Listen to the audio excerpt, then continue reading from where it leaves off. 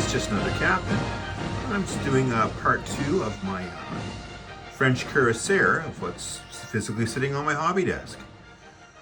The model came together really well. Airfix has some really good plastics and everything just fitted together just perfectly.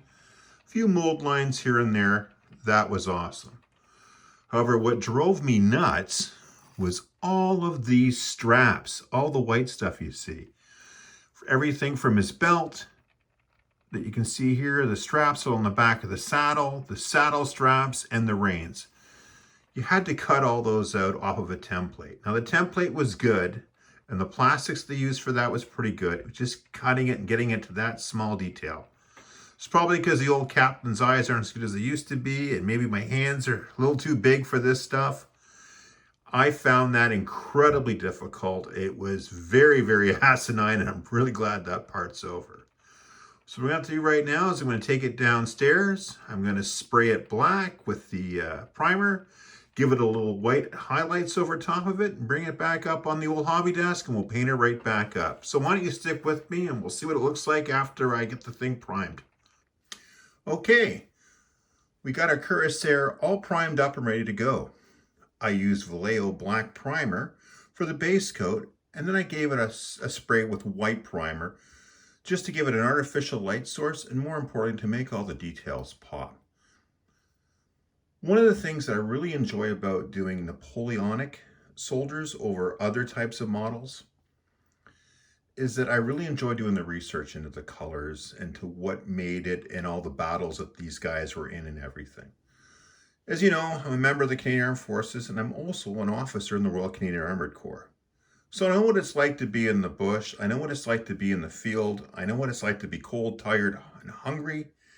I understand all that stuff. I also have and wear a uniform that is not too unsimilar to what these guys would have been wearing during the Napoleonic era. I've worn it on parade. I've worn it to fancy mess dinners. I had it paid for and tailored for just me. It cost me over $1,000 to get the uniform made. And as comfortable as it is, I cannot for the life of me understand how these guys could have fought with these things, much less go out in the field with it. It boggles my mind. So I can kind of feel for it. It makes you really want to think about these guys. On top of that, like I said, I'm part of a regiment. And part of the regimental system is that it doesn't matter what regiment you belong to. If it's run properly, the individual soldiers believe that they are part of the best regiment that has ever walked the face of the earth, and they're with the best people around them. It doesn't matter whether you belong to a service battalion or whether you're part of the Special Operations Regiment. It doesn't make a difference. They all feel the same way. So again, that really adds to the story. Here is an elite trooper from an elite regiment. How would he feel when he'd been in the battle or going to war, or just going around? What was going through his mind? It all helps to build the story when you start looking at them.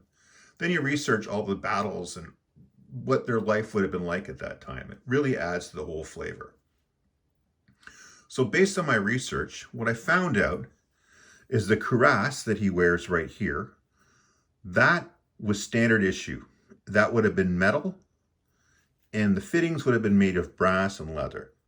The helmet itself, that was metal, a steel color, but the comb on the top, that was brass, and the chin guard was made of brass. The plume was red, and over here, if you can see it, this horsehair, this is black horsehair. That would have been on the Cuirassier's helmet. Cuirassier's helmet. The band around it was made of a black cowhide. His tunic was standard issue. Didn't matter what unit you were in. That was a dark blue color. And it has red epaulets. He would have worn black boots with white gloves and a white cross belt.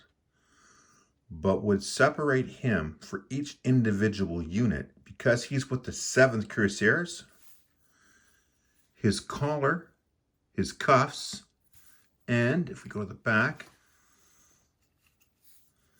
this area here of his coat called the turnbacks, where where it buttons back, that would have been yellow to signify him as a member of the 7th.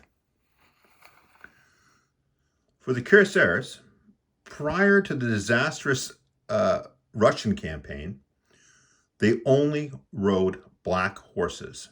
That was their color. It didn't matter what regiment they were in. All Cuirassiers rode black horses. However, once we get to the, just prior to the Battle of Waterloo, there was a severe shortage of horses throughout France. So what they did is they got all the best black horses they could get their hands on, and any holes in their ranks they would fill with dark brown. So I'm either going to paint the horse black or brown. I'm going to experiment with the colors and see which one makes the saddle and the blanket jump out the best, and that's the color I'm going to go with. Now, I'll bring this in so you can see it a little bit better. The blanket here, it didn't matter what cavalry regiment you were in the French army. It was going to be a dark blue blanket with a white trim around it. This square case back here, it has a really unique name. It's called a porte-manteau, and a porte-manteau is basically French for suitcase.